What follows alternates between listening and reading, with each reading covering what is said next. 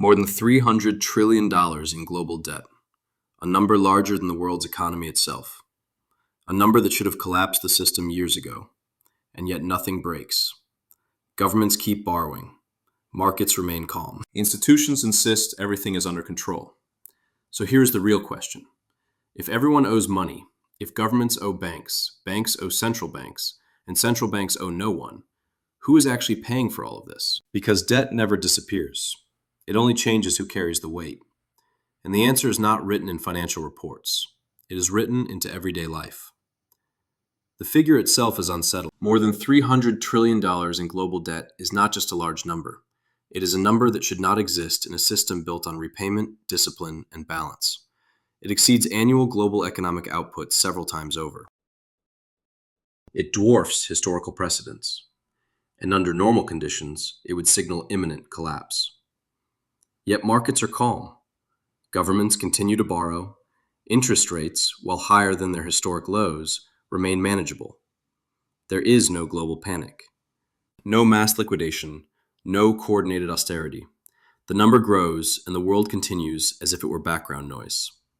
This is the paradox at the center of modern finance. To understand why this amount of debt should be impossible, it is necessary to recall how debt traditionally functioned. Debt was a promise tied to future production. It assumed that tomorrow's output would exceed today's obligations. When that assumption failed, consequences followed. Defaults occurred. Currencies weakened. Political systems destabilized. The limit was enforced by reality. Historically, debt levels were constrained by growth. Governments could borrow aggressively only when economies expanded fast enough to absorb obligations. When growth slowed, debt became visible and dangerous. The system corrected itself through crisis. Today, that correction has not arrived. Global debt now exceeds several multiples of global output. Public debt has expanded alongside private debt. Governments, corporations, and households are all borrowers simultaneously. This is unprecedented. In previous eras, one sector's borrowing was offset by another's restraint. That balance is gone. Economic data confirms the scale. Sovereign debt has risen sharply across advanced economies. Corporate leverage has expanded through refinancing rather than repayment. Household debt remains elevated in many regions despite higher rates. The entire system is layered with obligations. Under classical models, this configuration would collapse under its own weight. Servicing costs would crowd out spending. Confidence would erode. Capital would flee. And yet, this has not happened. The explanation lies not in denial of arithmetic, but in transformation of structure. Debt today does not function as it once did. It is no longer a linear claim on future production. It is a circulating instrument embedded within institutions that no longer demand closure.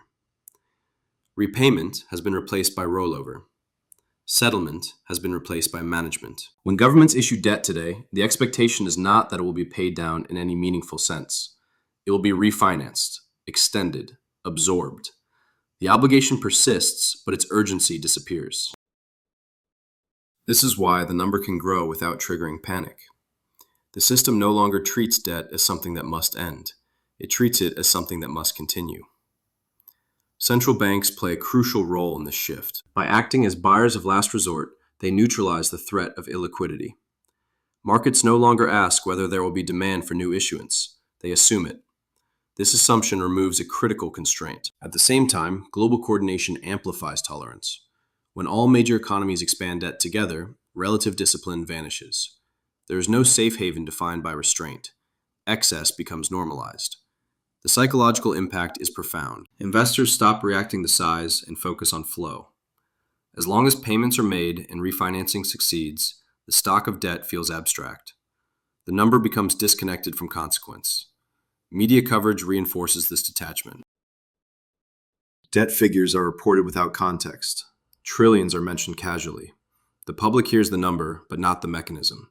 Scale loses meaning through repetition. This normalization is dangerous, not because the number is false, but because it no longer alarms. A system that stops reacting to extreme signals loses its early warning capability. The key question, therefore, is not how the number grew. It is why it no longer scares anyone. The answer lies in the disappearance of a clear lender. In traditional debt systems, a lender demanded repayment. Today, debt circulates within the system itself. Governments owe banks. Banks owe central banks. Central banks owe nothing in the conventional sense. The chain closes without resolution. Debt has become self-referential. This structural loop allows expansion without confrontation, but it also obscures responsibility. When everyone owes, no one appears to pay. When no one appears to pay, risk feels unreal. That is why $300 trillion does not dominate headlines daily. That is why markets remain functional. That is why governments continue borrowing. But numbers do not lose meaning simply because attention fades. They accumulate silently. And systems built on silent accumulation are not stable. They are delayed. The existence of this number tells us something fundamental about the modern global economy. It is no longer constrained primarily by balance. It is constrained by confidence. And confidence is a psychological variable, not a financial one. As long as confidence holds, the system absorbs debt. When confidence shifts, adjustment accelerates. The number itself is not the crisis. The normalization of the number is. Because when a figure that should terrify the system becomes ordinary, it means the system has changed in ways most people do not yet understand. And when understanding lags structure, risk does not disappear. It hides. If global debt has reached a level that exceeds common intuition, the natural question follows immediately. If governments, corporations, and households all owe money, then who is on the other side of the balance sheet? In a traditional system, every debt implies a creditor. In the modern global system, that clarity has dissolved. The structure of global debt today is not a simple relationship between borrower and lender. It is a network of interlocking obligations where the same institutions appear on both sides of the ledger. Governments issue debt to financial markets. Financial institutions hold that debt as assets. Central banks absorb those assets through balance sheet expansion. The creditor becomes part of the system itself. This is the first critical shift. Debt is no longer primarily owed to external entities demanding repayment. It is owed within a closed loop. The system lends to itself. Commercial banks play a central role in this loop. When governments issue bonds, banks purchase them not as long-term investments, but as liquid instruments. These bonds are then used as collateral, sold to central banks, or held under regulatory frameworks that treat them as risk-free. The same debt circulates repeatedly, generating stability without resolution. Central banks formalize this process. Through asset purchase programs and liquidity facilities, they become the dominant holders of sovereign debt. While these purchases are framed as monetary operations, their effect is structural. The largest creditor to governments is no longer the market. It is the institution that issues the currency itself. This arrangement fundamentally alters incentives. A central bank does not behave like a traditional lender. It does not demand repayment in the conventional sense. It does not liquidate assets in response to fiscal imbalance. It prioritizes systemic stability over balance sheet closure. As a result, the concept of a final creditor disappears. Debt does not reach a terminal point where settlement is required. It is rolled, refinanced, and absorbed indefinitely. The obligation persists, but its enforcement is suspended. Private investors adapt accordingly. Pension funds, insurers, and asset managers hold sovereign debt not for yield, but for regulatory and liquidity purposes. These instruments function as placeholders within portfolios, rather than claims on future surplus. Their value lies in acceptability, not repayment. This explains why demand persists even as debt expands. Investors are not betting on governments paying down obligations. They are betting on continuity of the system that validates those obligations. At the international level, the structure becomes even more complex. Countries hold each other's debt as reserves. Sovereign wealth funds recycle trade surpluses into government bonds. Reserve currency issuers absorb global savings. The world's surplus finances the world's deficit in a circular flow. This flow creates the illusion of a global lender. In reality, there is no single entity bearing ultimate risk. Risk is diffused across institutions whose primary objective is stability, not profit. This diffusion masks accountability. When debt is dispersed widely and continuously refinanced, no single creditor has incentive to demand adjustment. Collective action fails by design. The system rewards passivity. In earlier eras, foreign creditors enforced discipline. Capital flight imposed cost. Currency depreciation triggered crisis. Today, reserve currency systems and coordinated policy mute these mechanisms. External pressure weakens. This does not mean that no one holds the debt. It means that those who hold it cannot easily exit without destabilizing themselves. The creditor is trapped alongside the borrower. This mutual dependency is the defining feature of modern global debt. Governments rely on institutions to absorb issuance. Institutions rely on governments to provide safe assets. Central banks anchor both. The system stabilizes itself through interdependence. But interdependence is not resolution. It is postponement. When everyone is exposed, no one can impose discipline. When no one can impose discipline, adjustment is delayed. Debt expands until another constraint emerges.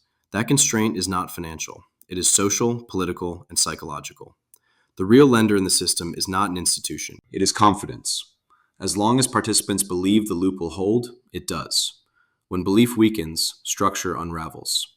This is why the question of who is still paying matters. Payment no longer occurs through repayment. It occurs through erosion, dilution, and redistribution. The creditor is diffuse. The cost is hidden. Debt without a clear lender becomes debt without a clear limit. And systems without clear limits do not fail early. They fail late. The disappearance of a traditional creditor explains why global debt can reach levels that would once have been impossible. It also explains why danger does not announce itself through markets first. Markets no longer represent external judgment. They represent internal reflection. When the system lends to itself, the warning signals no longer come from outside, they come from within. And by the time they are felt, they are no longer negotiable. Once the traditional creditor disappears, the concept of payment changes fundamentally. Debt is no longer settled through repayment from surplus. It is serviced through redistribution. The cost does not vanish, it migrates. The first mechanism of payment is monetary dilution. When central banks expand balance sheets to absorb government debt, currency supply increases relative to real output. Even when inflation appears contained, purchasing power adjusts downward over time. This adjustment is gradual, uneven, and difficult to attribute directly to debt. That ambiguity makes it politically sustainable. Households experience this erosion through everyday prices rather than explicit taxation. Food, energy, housing, and services absorb pressure incrementally. Wage growth rarely matches these increases. The gap becomes the payment. It is not labeled as debt service, but it performs the same function. Savings absorb another portion of the cost. Low or negative real yields reduce the value of accumulated capital. This affects pensions, deposits, and conservative portfolios disproportionately. The loss is quiet. There is no default event. Value dissipates through time. Asset holders experience a different dynamic. Low rates inflate valuations. Real estate, equities, and financial instruments appreciate. Debt-fueled liquidity flows into assets rather than wages. This creates an asymmetric payment structure where those without assets subsidize stability enjoyed by those with them. This asymmetry explains why debt persists without revolt. The beneficiaries of the system are visible, influential, and organized. The payers are diffuse, gradual, and fragmented. Collective resistance does not form because the cost lacks a focal point. Labor markets reinforce this structure. Governments use debt to stabilize employment rather than increase compensation. Job security improves relative to wages. Workers remain employed, but purchasing power stagnates. Debt finances calm, not advancement. Public services illustrate the same pattern. Borrowing sustains access, but not quality. Infrastructure ages, capacity strains, efficiency declines. The system continues to function, but improvement stalls. Debt maintains continuity while deferring renewal. At the corporate level, cheap financing encourages refinancing over restructuring. Companies roll obligations rather than reduce leverage. Share buybacks outperform productivity investment. Financial engineering substitutes for innovation. Debt sustains valuation without expanding capability. This behavior feeds back into the macro system. Productivity growth slows. Potential output weakens. The economy becomes less capable of supporting its obligations organically. Debt fills the gap again. Internationally, the payment mechanism becomes even more diffuse. Reserve currency issuers export part of their adjustment through global inflation and capital flows. Countries holding reserves absorb dilution. Trade partners experience cost transmission through prices. This creates a hierarchy of payment. Core economies pay less directly. Peripheral economies pay more through volatility and constraint. The global system distributes cost unevenly based on monetary status. Emerging economies still face traditional discipline. Their debt carries consequence. Capital flight, currency pressure, and inflation impose limits. This contrast reinforces the belief that debt is safe only for some. This belief is partially correct. It is also dangerous. It encourages concentration of borrowing at the core and fragility at the margins. The system becomes polarized. Over time, social perception shifts. People feel poor without understanding why. Trust in institutions weakens. Narratives compete. Some blame markets, others blame policy. Few connect daily pressure to structural debt. This disconnect delays response. Governments continue borrowing because resistance remains muted. Markets remain calm because adjustment is dispersed. The system appears stable, but stability built on diffuse payment is conditional. It relies on tolerance. When tolerance declines, pressure reemerges. The critical point is not when debt becomes mathematically unsustainable. It is when payment becomes socially unacceptable. That threshold is subjective and political, not financial. When households no longer accept erosion as normal, legitimacy weakens. When legitimacy weakens, policy flexibility collapses. Markets respond after politics, not before. This reverses historical sequence. Debt no longer triggers crisis through yields first. It triggers crisis through trust. The absence of a visible lender hides this process. There is no institution demanding payment. There is no negotiation. Adjustment emerges through social and political channels. This is why asking who is still paying matters more than asking who is owed. The payment is real. It is continuous. It is just not recognized as such. Debt without a creditor does not eliminate cost. It disguises it. And disguised costs do not disappear. They accumulate. Eventually, accumulation forces recognition. Not through spreadsheets, but through lived experience. When that recognition arrives, the system discovers its true creditor. It is not a bank, it is not a market, it is society itself. And societies always demand settlement, even if they do not use financial language to do it. Despite the scale of global debt and the absence of a traditional creditor, the system continues to function. Markets remain liquid. Governments refinance obligations. Institutions operate as if the burden were manageable.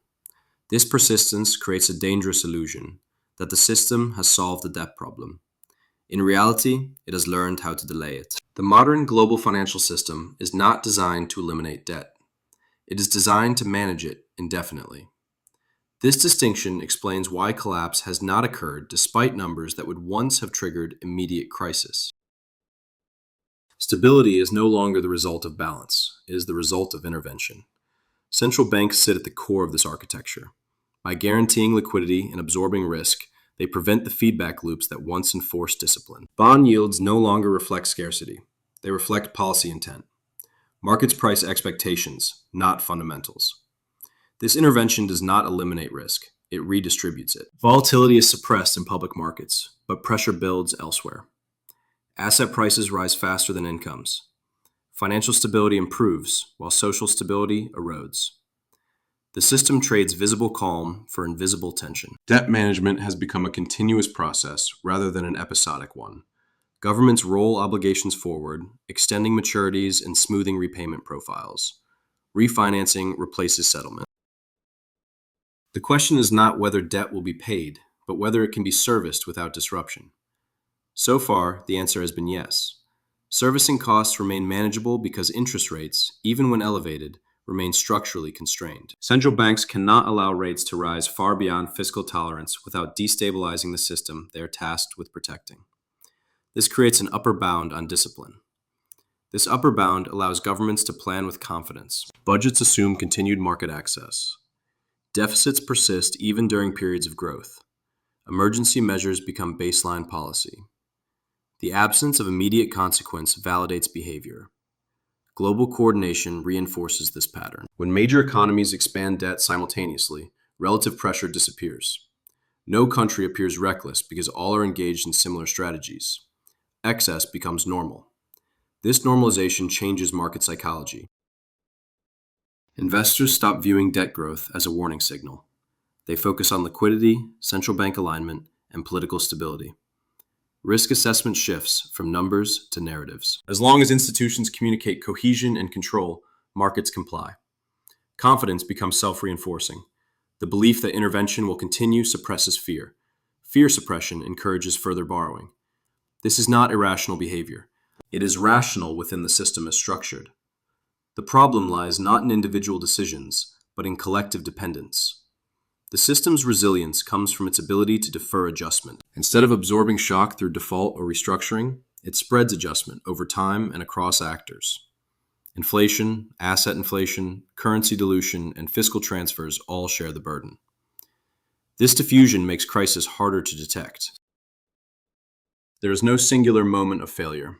There is only gradual degradation of purchasing power, productivity, and trust. Economic indicators struggle to capture this process. Traditional metrics focus on growth, employment, and market stability. They do not measure erosion. As a result, official data often conflicts with lived experience. People sense that something is wrong, even when statistics appear stable. Costs rise faster than incomes. Housing becomes less accessible. Savings lose value. These pressures accumulate quietly, yet none of these signals alone is sufficient to trigger correction. They are dispersed, individualized, and slow. The system relies on this dispersion to maintain order. Debt, therefore, becomes a tool of time management. It buys stability today by borrowing from tomorrow. As long as tomorrow remains abstract, the trade-off feels acceptable. But time is not infinite. The longer adjustment is postponed, the larger it becomes. This is the hidden cost of perpetual management. The system functions because it is adaptive. It absorbs stress without breaking. But adaptation is not resolution. Each adaptation reduces future flexibility. This reduction is subtle. Policy options narrow. Sensitivity increases. Small shocks require larger responses. The system becomes more complex and less transparent. Complexity itself becomes a stabilizer. It obscures causality. It diffuses accountability. When no one can identify the source of pressure, coordinated response becomes unlikely. This is why the system still works. Not because debt is harmless, but because consequences are fragmented. Fragmentation delays reckoning. It does not prevent it. The paradox of global debt is that its success lies in its invisibility. As long as the cost cannot be easily seen, it can be tolerated. As long as it can be tolerated, it can grow. But invisibility has limits. When pressure becomes perceptible across too many dimensions at once, diffusion fails.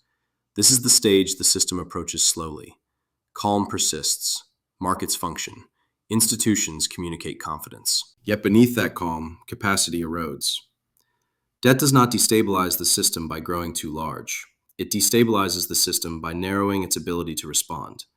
And when response options narrow enough, even small disturbances become decisive. The system still works, but it works by postponing the moment when it no longer can. What ultimately threatens a system built on perpetual debt management is not a single shock, but convergence. As long as pressures remain isolated, diffusion works. The system absorbs strain through redistribution and delay. The risk emerges when multiple constraints begin to align. One such constraint is productivity. Debt can stabilize demand, but it cannot generate real output growth indefinitely. Over time, economies that rely heavily on borrowing experience declining productivity gains. Capital flows toward financial maintenance rather than innovation. Infrastructure ages. Education and research lag. Growth becomes harder to produce organically. This matters because debt sustainability depends on the future's ability to support the present. When productivity stagnates, the gap widens. Borrowing fills it temporarily, but each cycle becomes less effective. The system requires more intervention to achieve the same result. Demographics amplify this pressure. Aging populations increase fiscal burdens while shrinking the workforce. Fewer workers support more dependents. Tax bases narrow. Spending obligations expand. Debt compensates for this imbalance, but it does not resolve it. At the same time, geopolitical fragmentation raises costs structurally. Trade becomes less efficient. Supply chains shorten and duplicate. Energy transitions require massive investment. Defense spending rises. These are not cyclical expenses. They are permanent reallocations. Each of these factors alone is manageable. Together, they compress fiscal space. Borrowing must increase simply to maintain baseline function. The system becomes less flexible with each adjustment. Inflation dynamics add another layer of constraint. Moderate inflation is tolerable. Persistent inflation is destabilizing. When price increases extend beyond temporary shocks, public perception changes. Inflation becomes personal. Trust erodes. Governments attempt to manage this through communication and targeted relief. But credibility weakens when explanations repeat. Once households believe inflation is structural, tolerance declines rapidly. This is where diffusion fails. The cost of debt, once invisible, becomes visible across daily life. Housing affordability declines. Essential goods absorb a larger share of income. Savings lose value faster than expected. Pressure concentrates. Markets respond only after this shift. Financial instability follows social instability, not the reverse. Yields rise not because debt ratios increase, but because confidence weakens. This reverses the historical sequence. In the past, markets forced adjustment first. Today, society does. Markets react later, but faster. Another trigger lies in policy exhaustion. Each intervention narrows future options. Central banks face diminishing returns. Fiscal authorities encounter political resistance. The toolkit shrinks. When tools lose effectiveness, expectations change. Investors no longer assume unlimited support. Risk premiums adjust abruptly. Liquidity fragments. Correlation breaks down. Importantly, this does not require collapse. It requires doubt. Once doubt enters, behavior shifts nonlinearly. Stability gives way to sensitivity. The system's complexity accelerates this process. Interdependencies amplify shocks. Feedback loops shorten. What was once manageable becomes volatile. This is why future adjustment will not resemble past debt crises. There may be no dramatic default or singular collapse. Adjustment will manifest through prolonged stagnation, episodic stress, and declining trust. The system will continue functioning, but outcomes will worsen gradually. Opportunity will narrow. Mobility will decline. Inequality will harden. Governance will struggle. Debt will not disappear. It will persist, but its ability to stabilize will diminish. This is the quiet endpoint of debt-driven management. Not failure, but constraint. Not panic, but pressure. The system still works because it has postponed reckoning, but postponement accumulates weight. When enough weight accumulates, adjustment no longer asks permission. It arrives through compression, through limitation, through loss of choice. This is why the question is not whether global debt is sustainable, it is whether the system remains adaptable, because adaptability, not arithmetic, is the final margin. And margins shrink silently until they are gone. From the outside, the persistence of extreme global debt appears irrational. Warnings are visible, constraints are tightening, productivity slows, social pressure rises, and yet governments continue to borrow, refinance, and expand obligations. This is not denial. It is incentive. To understand why the system persists, one must shift perspective from economics to governance. Debt is no longer primarily an economic variable. It is a political instrument. And within the current institutional framework, it remains the most effective one available. Modern governments operate under constant overlapping pressures. They must sustain employment, manage demographic shifts, finance energy transitions, respond to geopolitical risk, and maintain social stability simultaneously. Each of these demands resources. None tolerate delay. Structural reform, while theoretically attractive, imposes short-term cost and long-term uncertainty. Debt avoids both. Borrowing allows governments to satisfy competing demands without forcing immediate trade-offs. Spending can increase without raising taxes. Support can be extended without cutting services. Political coalitions remain intact. Stability is preserved. This calculus is reinforced by electoral cycles. Political legitimacy is measured over years, not decades. The benefits of borrowing are immediate and visible. The costs are diffuse and delayed. Rational political actors choose the option that minimizes near-term risk. Debt, therefore, becomes a mechanism of time compression. It pulls future capacity into the present. This is not reckless behavior. It is rational optimization within a system that rewards continuity over correction. Central banks make this strategy viable. By maintaining liquidity and suppressing volatility, they remove the immediate consequences of borrowing. Markets no longer enforce discipline on fiscal policy. That role has been neutralized. This changes the hierarchy of constraint. In earlier systems, markets limited governments. Today, governments shape markets through policy coordination. Fiscal authority expands, monetary authority stabilizes. The system becomes internally regulated. As long as this coordination holds, borrowing appears safe. Governments issue debt knowing demand exists. Investors purchase debt knowing support persists. The feedback loop remains intact. Economic data reinforces this confidence. Despite rising obligations, default rates remain low. Market stress is episodic. Growth persists, even if slower. These outcomes validate strategy. Global comparison further reduces restraint. When all major economies expand debt simultaneously, relative discipline disappears. No government appears uniquely irresponsible. Excess becomes normalized. This normalization is critical. Political risk is comparative. Governments fear being worse than peers more than being absolutely unsustainable. When peers behave similarly, restraint offers no advantage. Geopolitics amplifies this logic.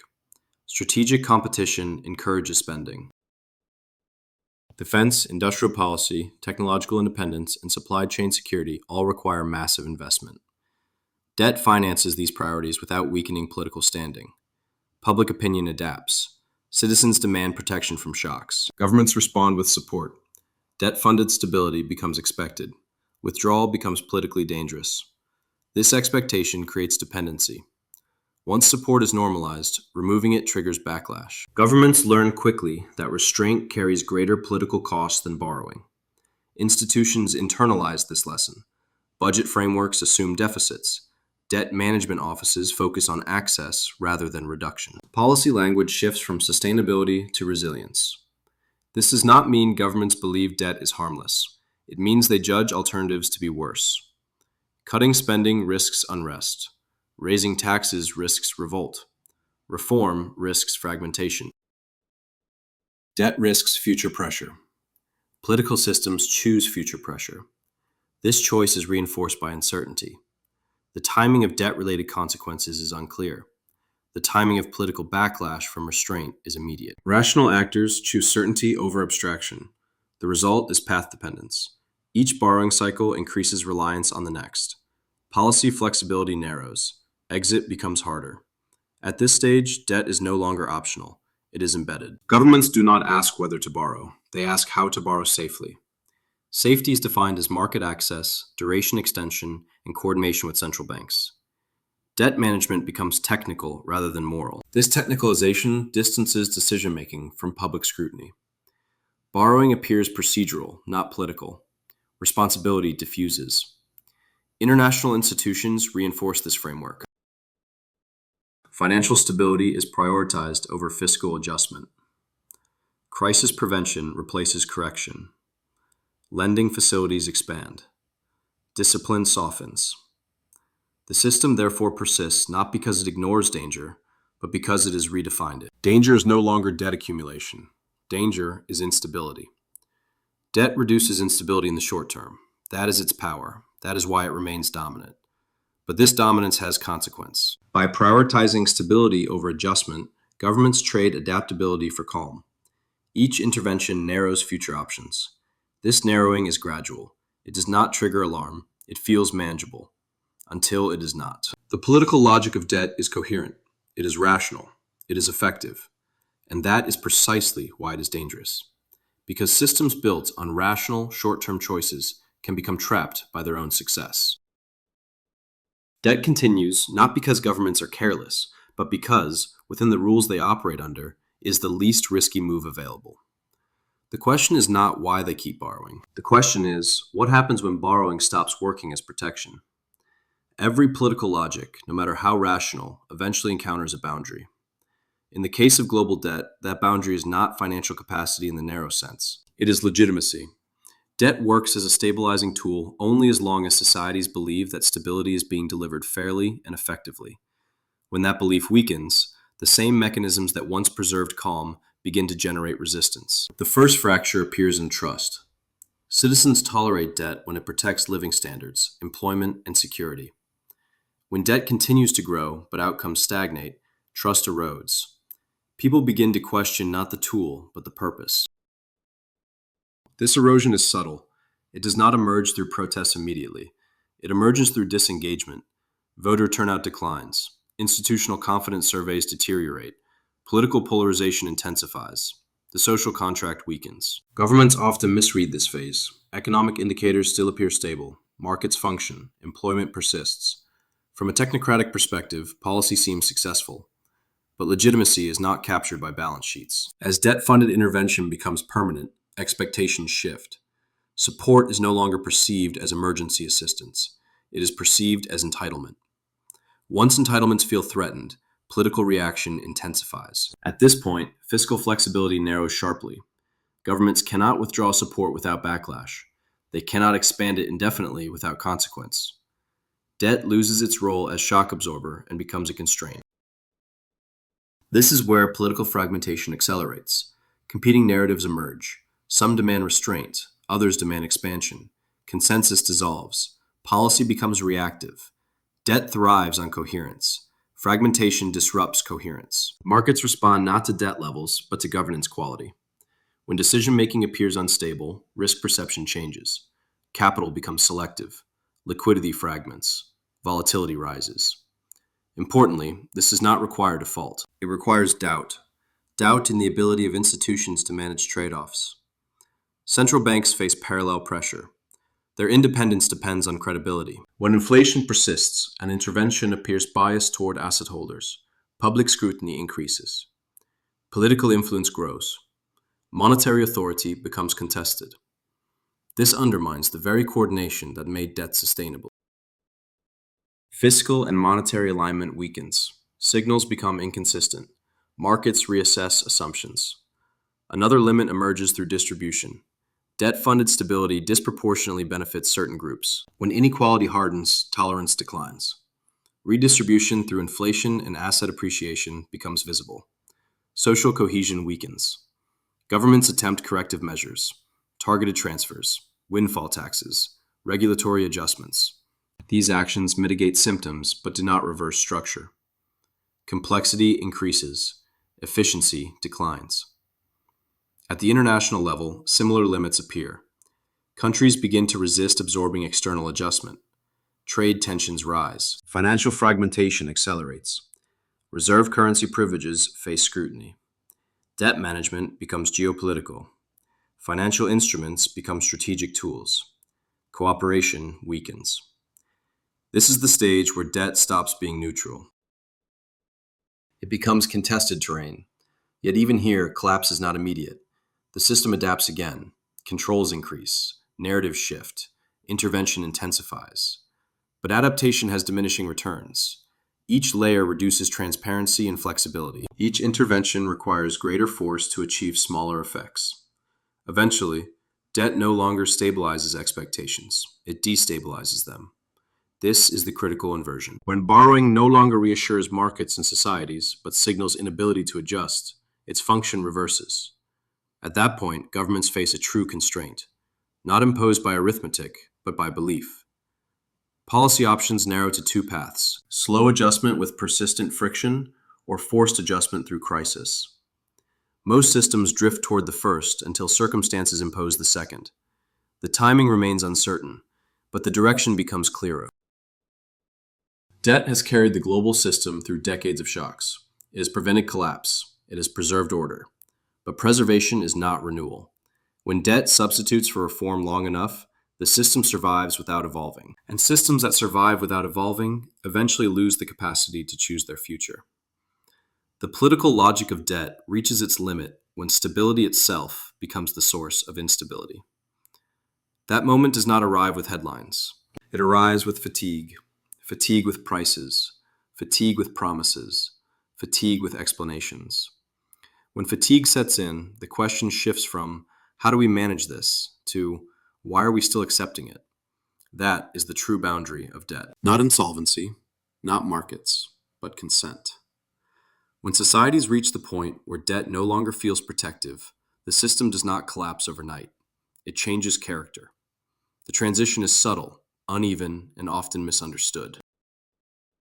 The end of a debt-driven era does not arrive with default. It arrives with constraint. The first sign is not panic, but reprioritization. Governments stop asking how to optimize growth and begin asking how to preserve control. Policy shifts from expansion to containment. Stability becomes defensive. Fiscal choices narrow. Spending is no longer evaluated by long-term benefit, but by immediate political necessity. Projects that promise productivity are delayed. Programs that prevent unrest are preserved. Debt continues, but its purpose changes. This is a critical distinction. Debt used to fund growth creates future capacity. Debt used to fund stability creates future obligation without return. The balance between the two determines trajectory. As adjustment pressure increases, governments experiment with new tools. Financial repression intensifies. Regulatory frameworks favor sovereign debt. Capital is guided rather than allocated. Market signals weaken. This is not accidental. When markets no longer serve policy objectives, they are constrained. Yield curves are shaped. Liquidity is directed. Risk pricing becomes conditional. The language of policy shifts accordingly. Officials speak less about efficiency and more about resilience, less about opportunity and more about security. These terms reflect an economy transitioning from expansion to preservation. Internationally, this transition fragments coordination. Each country adapts based on internal tolerance rather than global alignment. Trade-offs become domestic. Cooperation weakens. This fragmentation accelerates structural inefficiency. Supply chains duplicate. Costs rise. Redundancy replaces optimization. Debt absorbs the difference. Inflation dynamics become harder to manage. Price pressures persist not because of demand excess, but because of structural friction. Traditional tools lose precision. Policy becomes blunt. Public expectations adapt again. People no longer anticipate improvement. They hope for stability. Aspirations narrow. Mobility declines. This psychological shift matters more than statistics. Debt plays a role here too. When borrowing sustains baseline living standards without delivering progress, patience erodes. People accept less but resent more. Political systems respond with narrative rather than reform. Explanations multiply. Blame shifts outward. Accountability diffuses. Debt buys time, but time is spent defending rather than building. This is where the next phase of the global economy begins to emerge, not through collapse, but through stagnation with intervention. Investment behavior changes. Capital favors assets protected by policy. Productive risk declines. Speculative behavior adapts to constraints rather than innovation. Inequality hardens. Asset holders remain insulated. Wage earners absorb volatility. The system stabilizes itself unevenly. At the institutional level, credibility becomes the central resource. Governments and central banks rely increasingly on communication to manage expectations. Words substitute for margin. But credibility is finite. Each unmet promise weakens it. Each adjustment framed as temporary but extended indefinitely reduces trust.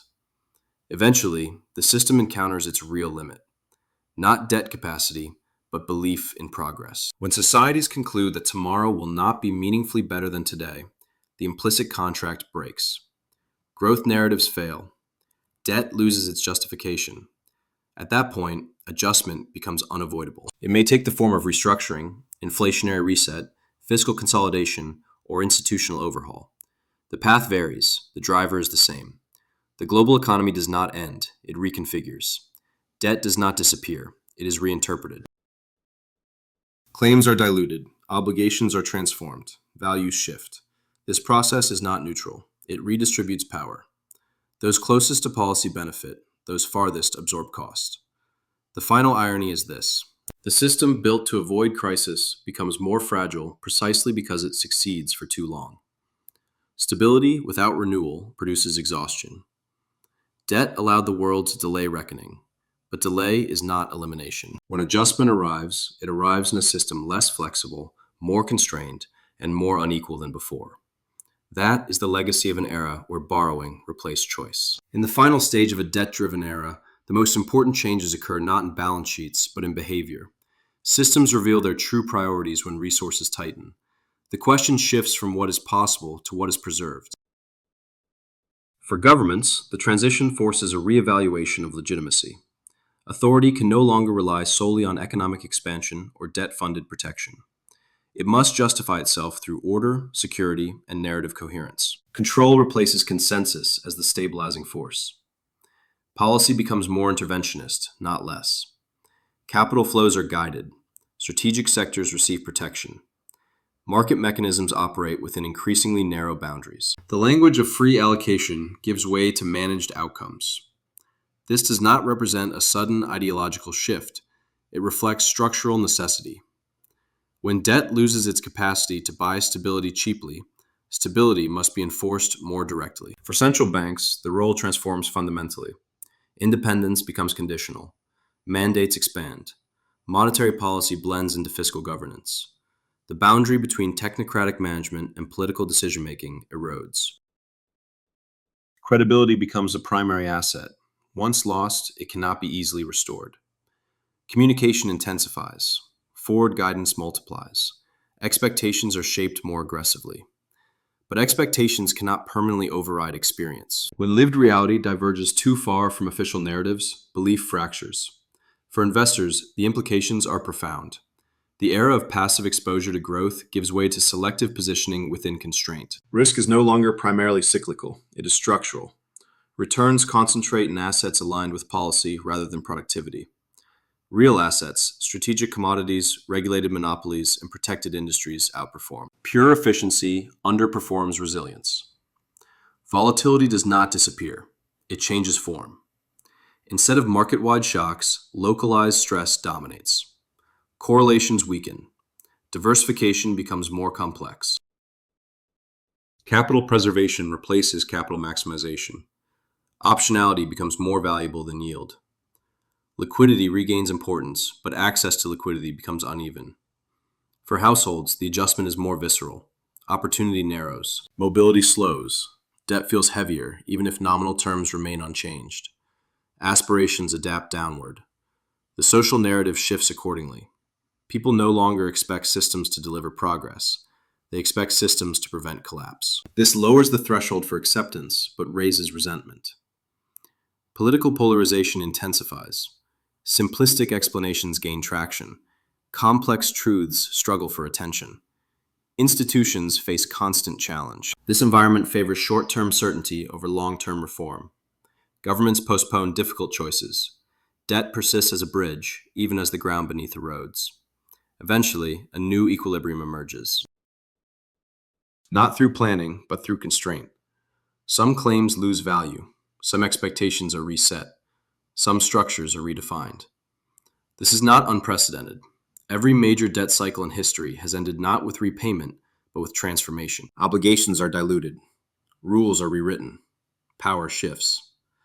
The difference today lies in scale and integration. The global system is more interconnected than ever. Adjustments propagate quickly. Fragmentation accelerates. The next phase of the global economy will not be defined by growth rates alone. It will be defined by governance capacity, social tolerance, and strategic alignment.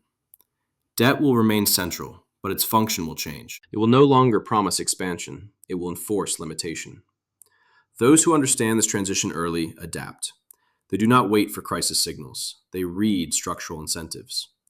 The question is no longer who owes whom. It is who retains agency when adjustment arrives. Because in a world where everyone owes, power belongs not to those who lend, but to those who can absorb change. The global debt era did not fail. It succeeded too well. It postponed reckoning long enough to reshape the rules of the game. Now the game is changing again, quietly, unevenly, and without asking permission. Global debt did not explode overnight. It grew slowly, quietly, and with full institutional approval. The danger is not the number itself. The danger is how normal it has become. When debt replaces reform, when stability replaces progress, and when borrowing becomes the only way forward, the system does not collapse. It hardens. Understanding the shift is no longer optional. It is the difference between reacting to the next adjustment and seeing it coming. If you want to understand how the global system is really evolving, why crises no longer look like crises, and who ultimately pays when everyone owes, stay with Shadow Rewind. Because the most important changes in the global economy do not arrive with sirens. They arrive quietly.